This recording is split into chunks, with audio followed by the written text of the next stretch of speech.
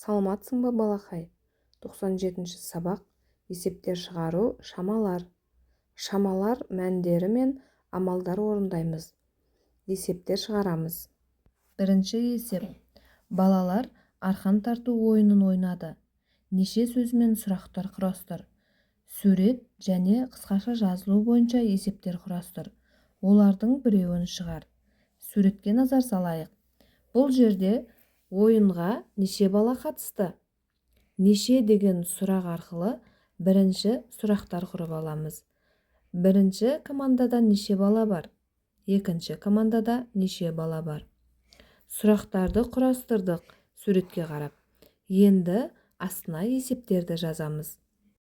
Суреттегі балаларды санап алайық. Бірінші командада 5 бала, 3 ұл, 2 қыз бар. Екінші командада 6 бала, барлығы 11 бала қатысқан. Берілген кестелерге соларды жазамыз. Бірінші команда 5, екінші команда 6, барлығы 11 бала. Астындағысына қарайық. Бірінші командада 5, екінші командада одан біреуі артық. Екінші командадағы бала санын табу керек. 5-ке 1-ді қоссақ 6 болады. Осылай есептерді құрастырып жазсақ болады. Екінші есеп. Салыстыр дейді. 70 см қосу 30 см тең 100 см болады.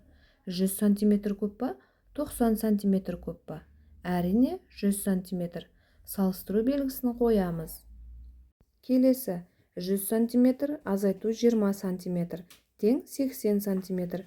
80 см көп па, 70 см көп па? Әрине 80 см көп.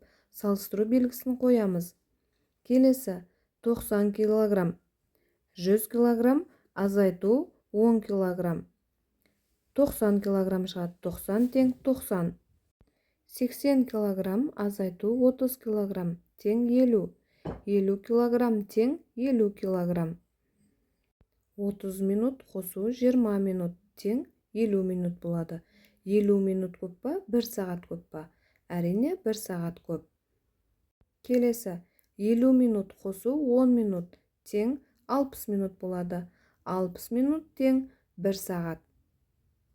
Үшінші есеп. Кесте бойынша өрнектер құрастырып, олардың мәнін тап. Бізге қосылғыштар берілген, қосындының мәнін табу керек. 80 қосу 10 тең 90 болады. 30 қосу 40 тең 70. 10 қосу 40 тең 50. Келесі кестеде бізге азайғыш, азайтқыш берілген. Айырманың мәнін табуымыз керек. 100 азайту 10 тең 90. 80 азайту 20 тең 60.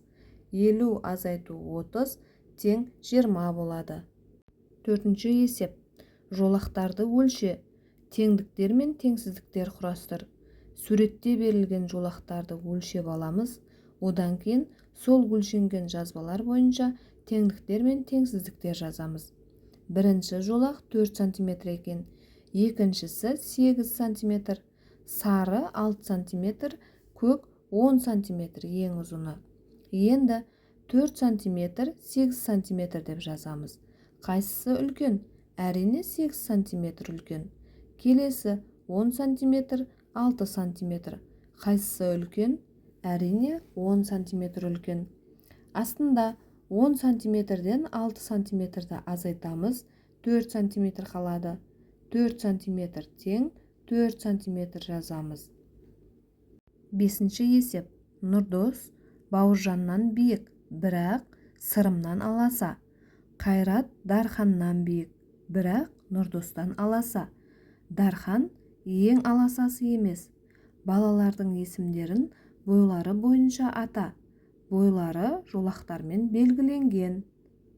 Суретке қарап, қай баланың бойы ұзын, қай баланың бойы аласа екенін анықтайық. Бойы ұзыны Сырым, одан кейін Нұрдос, сосын Қайрат, Дархан, Бауыржан, ең кішісі Бауыржан екен. Осымен бүгінгі сабақ аяқталды. Келесі сабақта кездескенше балақай. Каналға тіркеліп, лайк басуды ұмытпа